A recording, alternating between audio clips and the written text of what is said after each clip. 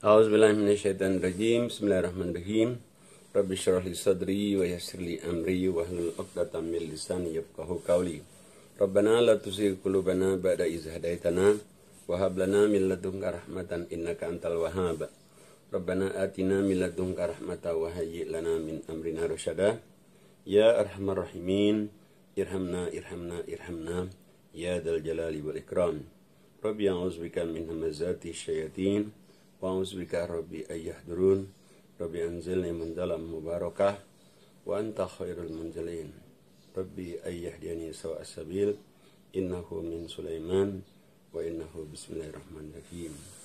Allahumma salli ala Muhammad wa ala Muhammad kama sallaita ala Ibrahim wa ala Ibrahim fil alamin innaka Hamidum Majid. Allahumma rabbana anzil alaina ma'idatan minas sama' takunu lana idan li awwalina wa akhirina wa ayatan minka warzuqna wa anta khairur raziqin warzuqna wa anta khairur raziqin. Rabbirhamhuma kama rabbayani saghira. Assalamualaikum warahmatullahi wabarakatuh.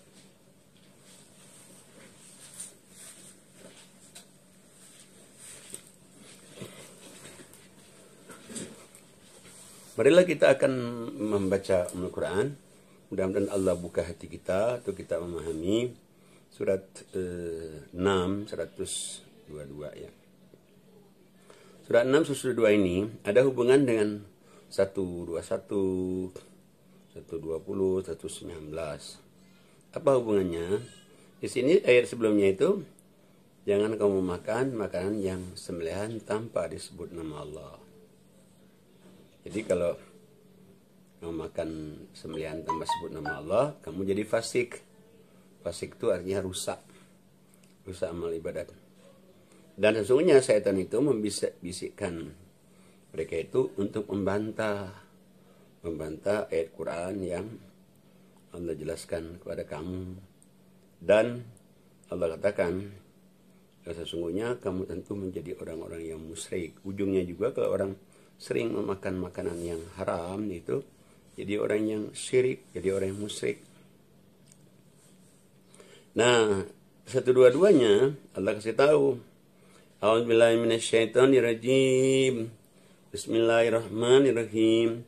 Awaman kana maitan fa ahyainahu wa ja'alna lahu nura yamshi bihi fin nasi kaman mathaluhu fiz zulumat laisa bi kharijin minha. Kadzalika zuyyina lil kafirina ma kanu ya'malun. Shadaqallahul azim. Dan apakah orang-orang yang sudah mati kemudian kami hidupkan dan kami berikan kepadanya cahaya yang terang. Jadi orang sudah mati kemauannya, mati imunisasinya, mati usahanya, Allah hidupkan lagi. Bisa Allah katakan. Dengan dia baca Quran, dengan dia ngaji Quran, Allah hidupkan lagi, dengan dia bisa berkembang lagi dalam masyarakat, bisa dia berjalan di jalan yang lurus, jalan yang terang. Sama nggak dengan orang yang tetap dalam keadaan kegelapan? Nggak sama. Demikianlah Allah hiasi orang-orang yang kafir itu, apa yang mereka kerjakan. Jadi kalau orang-orang yang nggak sholat, orang nggak ibadat itu, sehingga dia amal ibadahnya itu ada masukan dari syaitan yang menghalangi dia berbuat baik. Maka itu Allah katakan di 123-nya, dan demikianlah kami adakan pada tiap-tiap negeri penjahat-penjahat yang besar, agar mereka melakukan tipu daya dalam negeri itu. Dan mereka tidak memperdayakan, melainkan sebetulnya dia memperdayakan dirinya sendiri. Kayaknya dia itu nipu orang, tapi sebenarnya dia nipu diri sendiri. Nah, orang yang nipu dengan diri sendiri ini, sebetulnya, ya mereka itu nutup hatinya sendiri. Kayaknya kita lihat 124-nya. Apabila datang sesuatu ayat kepada mereka, dijelaskan ayat kepada mereka, mereka berkata, kami tidak akan beriman sehingga diberikan kepada kami yang serupa dengan apa yang telah diberikan kepada utusan Allah. Jadi, kami akan tidak beriman kalau tidak seperti apa yang diturunkan Allah ya. Padahal kan pasti beda. yang diturunkan Taurat, turunkan Injil, Quran kan lebih canggih mestinya. Allah lebih mengetahui di mana dia menempatkan tugas kerasulan. Pada siapa dia tempatkan tugas kerasulan, Allah tahu. Orang-orang yang berdosa nanti akan ditimpa kehinaan di dunia, azab yang keras di akhirat nanti. Nah, jadi orang itu dapat kehinaan itu ya sebetulnya tergantung dari hidupnya sendiri. Ya kalau dia misalnya hidupnya di dunia ini ya banyak berbuat baik, dia ngaji Quran, dia sholat, dia infak sedekah, maka dia berada di jalan lurus, dibimbing oleh Allah ke jalan lurus itu. Tapi kalau dia nggak sholat, dia nggak ngaji, dia nggak infak sedekah, ya tetap dia berada di jalan yang sesat atau zolim atau gelap. Nah, kalau orang yang mencari petunjuk di jalan Allah, siapa yang Allah inginkan dia itu dapat petunjuk, tandanya apa? Allah inginkan berarti dari dia dulu ingin dapat petunjuk, Allah mudahkan dia dapat petunjuk, dibuka hatinya, Allah katakan dia melaksanakan ajaran-ajaran Islam. Tapi kalau dia menolak ajaran Al-Quran ini, maka dia jadi orang sesat, sempit dadanya untuk dia mengamalkan amalan-amalan apa yang ada di Quran ini. Kayak dia naik gunung, terjal, susah naiknya. Demikianlah Allah jadikan orang-orang yang berdosa itu, Allah timpakan siksa kepada mereka karena mereka tidak beriman. Padahal Allah sendiri sebetulnya menginginkan semua orang hidup di dunia ini di 126-nya. Allah katakan inilah jalan yang lurus, jalan Allah, Al-Quran. Jadi kalau orang ingin jalan yang lurus hidup ini ya baca Quran, tapi lihat artinya, baca Quran, lihat artinya. Sesungguhnya kami jelaskan ayat Allah itu bagi orang-orang yang mengambil pelajaran. Tapi kalau dia misalnya hanya baca Quran, dia nggak lihat artinya, ya dia dapat pahala, tenang hati, tapi Quran tidak menjadi pelajaran. Allah itu ingin kita itu dapat pelajaran juga, dapat ilmu. Ini boleh, ini nggak boleh. Nah, kalau dia dibimbing oleh Allah ke jalan yang lurus, maka Allah katakan baginya apa? Baginya di ayat 127, Darussalam inda rabbihim, surga Darussalam. Dan Allah juga melindungi mereka karena perbuatan amal mereka. Jadi sebetulnya orang dilindungi Allah, diselamatkan Allah, sebetulnya itu melindungi diri juga dari azab Allah dunia, azab Allah akhirat. Melindungi juga kita dari kehinaan dunia, kehinaan akhirat. Nah, tapi kalau dia amalnya buruk, nggak ada perlindungan. Kalau dia suka ngaji, suka bersedekah, suka nolong orang, ada pertolongan dari Allah di situ nanti. Maka itu kan Allah katakan di 128-nya, dan ingatlah pada hari Allah menghimpunkan mereka semuanya. Jadi semuanya orang, jin, manusia berkumpul semua. Hai golongan jin, sesungguhnya kamu telah banyak menyesatkan manusia. Lalu berkatalah kawan-kawan mereka dari golongan manusia, ya Tuhan kami sesungguhnya sebagian daripada kami telah mendapatkan kesenangan sebagian daripada yang lain gara-gara jin itu, dan kami telah sampaikan kepada waktu yang telah kau tentukan bagi kami. Jadi ngakuin dia, Allah berikan waktu kami di dunia untuk kami kembali ke jalan Allah. Tapi apa yang terjadi? Allah berfirman, karena kamu diberi kesempatan hidup di dunia sekian tahun, kamu nggak juga bertobat, kamu nggak juga kembali ke jalan Allah, neraka itulah tempat diam kamu, sedangkan kamu kekal di dalamnya. Kecuali kalau Allah menghendaki lain. Ya, kalau Allah menghendaki lain itu urusan Allah itu. Tapi rumusnya, kalau orang itu baik, balas baik. Kalau orang itu buruk, dibalas buruk. Dan Allah itu adil. Demikianlah kami jadikan sebahagian orang-orang yang zalim itu menjadi teman bagi sebagian yang lain. Disebabkan apa yang mereka usahakan. Jadi biasanya orang yang jahat ketemunya orang jahat juga. Orang baik nyambung ngomongnya sama orang yang baik. Kalau orang jahat yang nyambung ngomongnya sama yang jahat juga. Jadi kumpul dia orang jahat semua ngomong. Tapi kalau orang yang baik, ngumpul orang yang baik semua. Nah, di 130-nya Allah katakan, 130-nya, A'udzubillahi minasyaitonirrajim. Bismillahirrahmanirrahim. Hai golongan jin dan manusia, apakah belum datang kepada kamu rasul-rasul dari golongan kamu sendiri yang menyampaikan ayat Allah di dunia dulu dan memberi peringatan kepada kamu tentang pertemuan di hari kiamat ini? Mereka berkata, kami menjadi saksi atas diri kami sendiri. Berarti sudah dia jadi saksi. Kehidupan dunia telah menipu mereka. Ngakuin dia sudah ada, tapi kami tertipu oleh kehidupan dunia. Bahwa mereka adalah orang-orang yang kafir. Ngaku sendiri dia. Makanya Allah katakan, yang demikian itu adalah karena Tuhanmu tidak membinasakan kota-kota secara aniaya, sedang penduduknya dalam keadaan lengah. Jadi kalau penduduknya itu belum datang ajaran Allah, belum datang peringatan, nggak mungkin Allah hancurkan, kata Allah. Tapi kalau penduduk itu dari kasih tahu, ini baik, ini buruk, masih aja dia tetap berbuat jahat, itu baru Allah hancurkan itu. Nah, kemudian Allah katakan 132-nya. Setiap derajat manusia itu tergantung amalnya.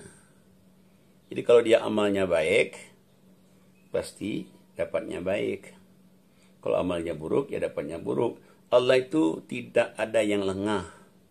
Apa yang kita kerjakan hidup di dunia ini. Kalau baik, balas baik. Kalau buruk, balas buruk. Nah, dan Allah katakan Allah itu maha kaya bagi mempunyai rahmat. Dia maha kaya, tapi dia juga punya kasih sayang juga terhadap umatnya, terhadap hambanya.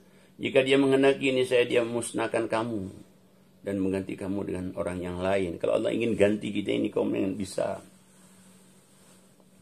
Kalau kita musnah diganti orang lain bisa. Sebagaimana dia telah menjadikan kamu dari keturunan satu dan yang lain.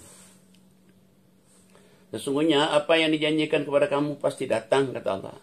Dan sekali-kali kamu tidak sanggup menolaknya. Jadi Allah kasih tahu, yang namanya azab Allah itu pasti datang. Kalau orang nggak akan kembali kepada Allah, di azab Allah dunia hina, akhirat lebih hina lagi. Nah, maka itu Allah katakanlah hai Muhammad, hai kaumku, berbuatlah kamu sepenuh kemampuanmu. Sesungguhnya aku pun berbuat. Kalau kamu bisa berbuat amal soleh, Allah juga berbuat nolong kita. Kalau kamu akan mengetahui siapakah di antara kita yang akan memperoleh hasil yang lebih baik di dunia ini. Dan sesungguhnya orang-orang yang zalim tidak akan mendapatkan keberuntungan. Kalau dia zalim, dimanapun dia berada, kapanpun juga tidak akan untung. Malah orang zalim itu pasti rugi. Kemudian Allah kata 136-nya. Dan mereka memperuntukkan bagi Allah itu suatu bagian dari tanaman dan ternak yang telah diciptakan Allah. Lalu mereka berkata sesuai dengan persangkaan mereka, ini untuk Allah dan ini untuk berhala-berhala kami. Enggak boleh itu. Orang jahiliyah dulu begitu. Maka sajian-sajian diperuntukkan bagi berhala-berhala mereka tidak sampai kepada Allah.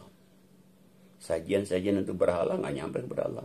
Dan sajian-sajian yang diperuntukkan bagi Allah, maka sajian itu sampai kepada berhala-berhala mereka. Jadi, yang disajikan untuk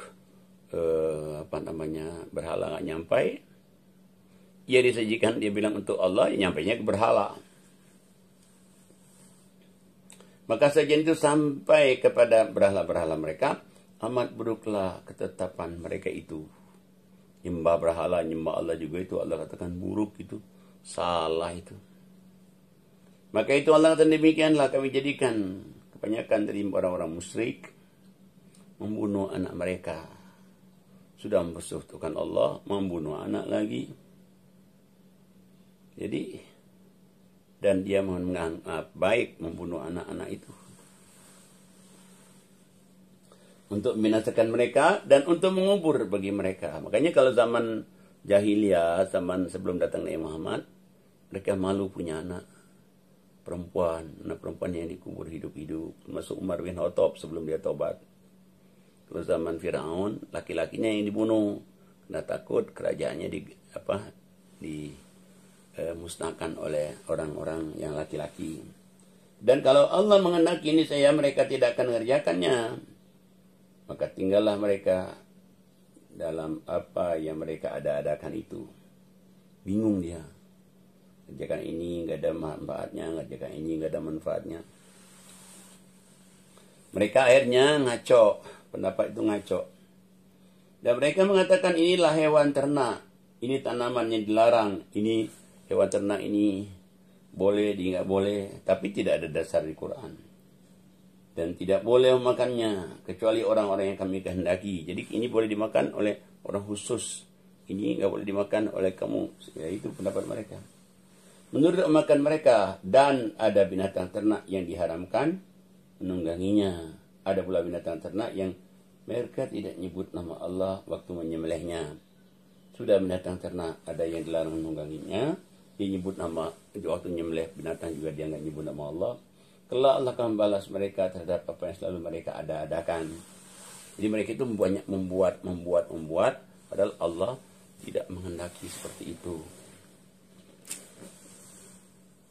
Mereka juga berpendapat 139-nya. Dan mereka mengatakan apa yang ada dalam perut binatang ternak ini adalah khusus untuk pria. Untuk pria kami. Dan diharamkan atas wanita. Jadi itu pendapat aja itu. Pendapat yang ngaco aja. Dan jika ini dalam perut itu dilahirkan mati, maka pria dan wanita sama-sama boleh memakannya. Kelak Allah akan membalas mereka terhadap ketetapan mereka. Sungguhnya Allah Maha Bijaksana lagi Maha Mengetahui. Jadi kalau dia mati dalam perut, ya semestinya haram semua. Laki-laki, perempuan ya haram. Tapi pendapat jahiliyah, dia mengatakan seperti itu. Sesungguhnya rugilah bagi orang-orang yang bunuh anak-anak mereka. Karena kebodohan lagi tidak mengetahui. Dan mereka mengharamkan apa yang Allah telah rezekikan kepada mereka. Dengan semata-mata mengada-ngadakan terhadap Allah. Sesungguhnya mereka telah tersesat dan tidaklah mereka mendapatkan petunjuk. Sebelum mereka menjadi petunjuk, tidak akan dapat petunjuk sampai kapanpun. Apalagi dia mengingkari ayat Allah, ketutup. Dia mengingkari hari kiamat, ketutup. Maka itu Allah katakan di ayat 141-nya, dan dialah Allah yang menjadikan kebun-kebun yang berjunjung. Berjunjung itu maksudnya subur, buahnya banyak gitu. Dan juga yang tidak lebat, yang tidak buahnya tidak banyak, Allah juga menciptakan itu. Pohon-pohon kurma, tanaman-tanaman yang bermacam-macam buahnya, zaitun delima yang serupa bentuk dan warnanya, dan tidak sama rasanya. Makanlah dari buah itu yang bermacam-macam itu bila dia berbuah. Dan tunaikanlah haknya zakatnya di hari mati hasilnya dengan disedekahkan kepada fakir miskin. Dan janganlah kamu berlebih-lebihan, sungguhnya Allah tidak menyukai orang yang berlebih-lebihan. Nah, jadi ini sebetulnya praktek-praktek zaman jahiliyah dulu dibasmi oleh Allah dalam Al-Quran. Dan Allah katakan dialah yang menjadikan kebun-kebun yang berjunjung dan tidak berjunjung, pohon korma, tanam-tanaman bermacam-macam buahnya, makan, tapi hasilnya itu jangan dimakan semua. Ada hak fakir miskin, ada hak orang susah. Dan kalau kamu nggak keluarkan, kamu itu berlebih-lebihan. Allah tidak suka sama orang yang berlebih-lebihan. Dan di antara hewan ternak itu ada yang dijadikan untuk pengangkutan. Dan ada juga disembelih. Jadi hewan ternak itu ada yang untuk mengangkut barang, ada yang disembelih juga untuk korban. Makanlah dari rezeki yang telah diberikan Allah kepada mereka, pada kamu, dan janganlah kamu mengikuti langkah-langkah syaitan. Sesungguhnya syaitan itu musuh yang nyata. Jadi pendapat yang di luar Quran itu pendapat syaitan. Sedangkan syaitan itu musuh kita yang nyata. Cuman kalau orang syirik musyrik tidak menyadari bahwa itu pendapat syaitan, seolah-olah benar, pada dasarnya tidak ada. Contoh lagi 143. 8 bintang yang berpasang-pasangan. 8 binatang yang berpasang-pasangan. Sepasang domba dan sepasang dari kambing. Katakanlah, apakah dua yang jantan yang diharamkan Allah, atau kedua yang betina? Ataukah yang ada dalam kandungan dua betina itu? Terangkanlah kepadaku dengan berdasarkan pengetahuan jika kau memang orang-orang yang benar. Jadi sebetulnya orang-orang dahulu itu, ya dia ngikutin nenek moyang aja. Nah kalau kita, jangan ikutin nenek moyang, ikutin Allah. Allah kasih tahu lagi, dan sepasang dari unta, sepasang dari lembu. Katakanlah Muhammad, apakah dua yang jantan yang diharamkan, atau kedua yang betina? Ataukah yang ada dalam kandungan dua betina? Apakah kamu menyaksikan di waktu Allah menetapkan ini bagimu? Maka siapakah yang lebih zalim daripada orang-orang yang membuat-buat dusta terhadap Allah untuk menyesatkan manusia? Allah nggak buat peraturan, dia bikin peraturan. Semuanya Allah memberikan petunjuk pada orang-orang yang zalim. Allah tidak berikan petunjuk pada orang-orang yang zalim. Nah maka itu sebetulnya untuk menghindari kita dari ngikutin hawa nafsu itu, kayaknya di surat Al-Kautsar, sesuai dengan nama pengajian kita, Auzubillahi minasyaitonirrajim, surat 108 ayat 1, 2 dan 3. Auzubillahi minasyaitonirrajim, inna a'toina kal kautsar. Sesungguhnya kami berikan kepada kamu itu nikmat yang banyak sekali. Allah nggak minta apa-apa. Nggak minta apa-apa. Permintaan Allah satu, sholatlah kamu karena Allah. Yang kedua, korbanlah kamu. Kalau kamu sholat karena Allah, kamu korban. Inna syani'aka huwal abtar.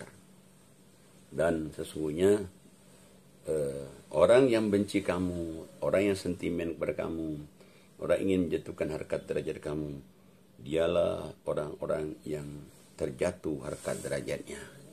Dianya nggak bisa dijatuhin, dianya diprotek oleh Allah.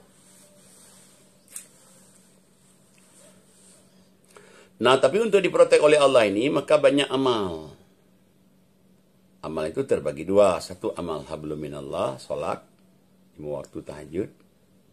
Yang kedua, amal sesama manusia. Nolong orang, bantu anak yatim, orang tua, saudara kita. Wajib itu. Selama kita mampu. Nah, tapi kadang-kadang orang kan nolong saudara kan nggak mau. Apalagi nolong ipar-ipar. Apalagi kalau iparnya itu ipar yang rese. Aduh, nggak bisa begitu katanya.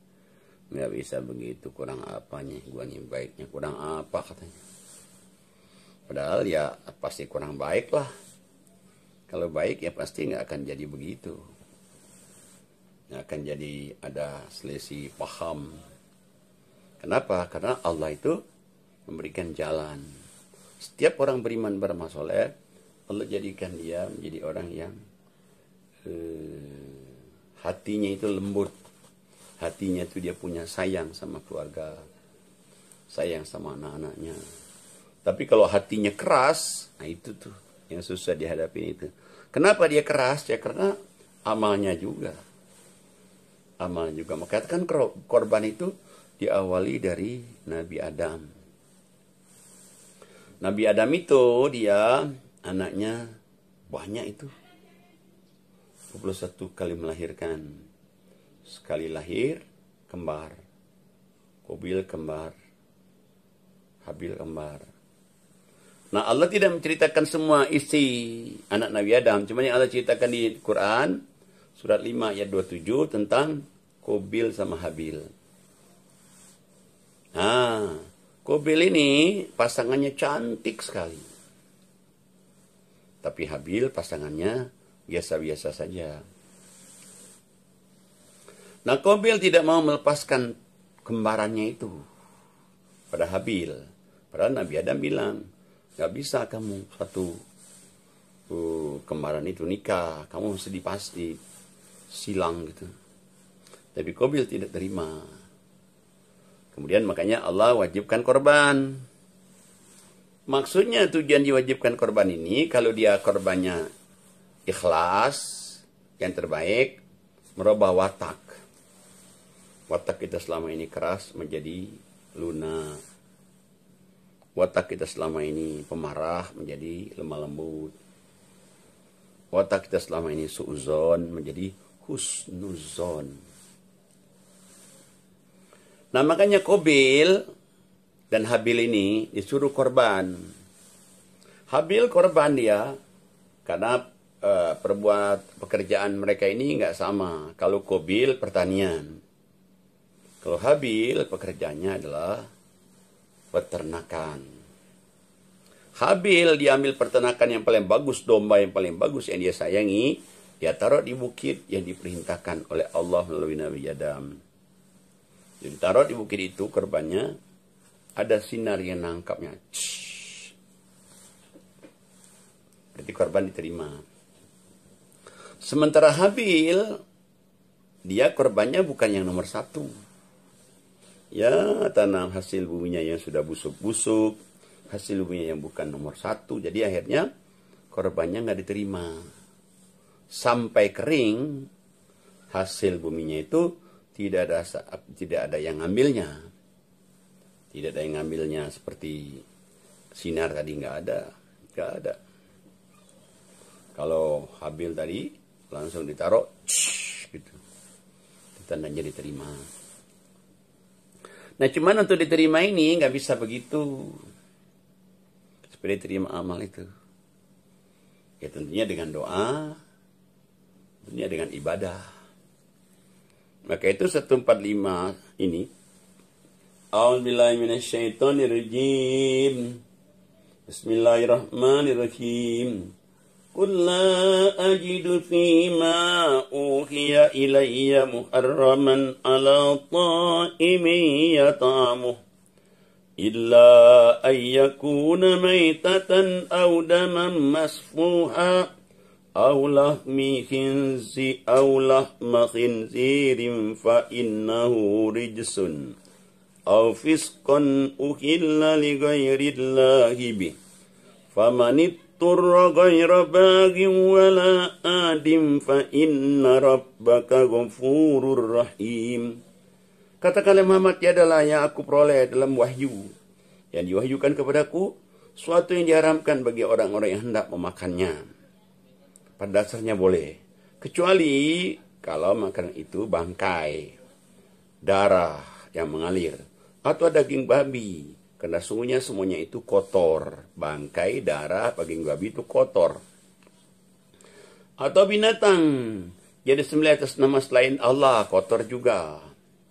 Barang siapa yang dalam keadaan terpaksa, sedangkan dia tidak menginginkannya, tidak pula melampaui batas, maka sungguhnya Allah Maha Pengampun, Maha Penyayang. Kalau ada orang yang terpaksa, dia harus makan daging itu, terpaksa karena nggak ada makan lain. Kayak dia di hutan, atau dia di luar negeri, maka Allah katakan boleh. Halal. Tapi kalau dia sudah sampai balik lagi ke negaranya, nggak boleh. Itu dalam keadaan emergency. Nah makanya kalau kita perhatikan Quran ini, sebetulnya banyak mengajarkan kepada kita kebaikan-kebaikan. Supaya kita ini matinya nanti mulia, selamat. Kemudian di akhirat surga. Tapi kalau ada orang yang nggak pernah ngaji, nggak pernah ibadat, nggak pernah sholat, nggak pernah puasa, mau masuk surga, ya nggak bisa. Surga itu Allah katakan di dalam surat 18:29. Katakanlah ya Muhammad, 18:29, kebenaran itu dari Tuhanmu, Al-Quran. Jadi kalau ada orang ingin membaca kebenaran, baca Al-Quran. Nah, Allah katakan barang siapa yang memilih hidup di dunia ini, dia milih hidup di dunia ini, milih beriman, silakan Allah katakan. Silakan. Nah, ada juga yang memilih kafir dalam hidup ini. Silakan juga, kata Allah, nggak apa-apa dia milih kafir. Tapi kalau dia milih kafir, jangan salahkan siapa-siapa. Dia akan masuk dalam neraka. Minumannya seperti besi mendidih. Air mendidih aja kita nggak kuat, itu baru 100 derajat. Besi mendidih 1535 derajat. Masya Allah. Subhanallah. dan dia kembali ke tempat yang paling buruk. Nah, yang menentukan siapa? Dia sendiri. Bagi Allah, kamu baik, balas baik. Kamu buruk, balas buruk. Bagi Allah itu nothing to lose. Tidak ada kerugian apa-apa. Dan kita ini nggak bisa bohong juga. Nanti di hari kiamat, di surat Yasin 65, ditutup mulut kita, tutup semuanya. Yang ngoceh tangan, yang ngoceh kaki. Nah, kalau hidup di dunia ini dia nggak berbuat baik, rugilah dia, neraka selamanya. Tapi kalau hidup di dunia dia banyakkan berbuat baik, beruntunglah dia. Dunia selamat, mati dia masuk surga. Mudah-mudahan dengan kita ngaji yang ayat ini membuka pintu hati kita supaya kita paham dan mengamalkannya dalam kehidupan kita sehari-hari. Rabbana atina min ladunka rahmah wa hayyi' lana min amrina rasyada. Rabbana atina fid dunya hasanah wa fil akhirati hasanah wa qina adzabannar. Walhamdulillahirabbil alamin. Assalamualaikum warahmatullahi wabarakatuh.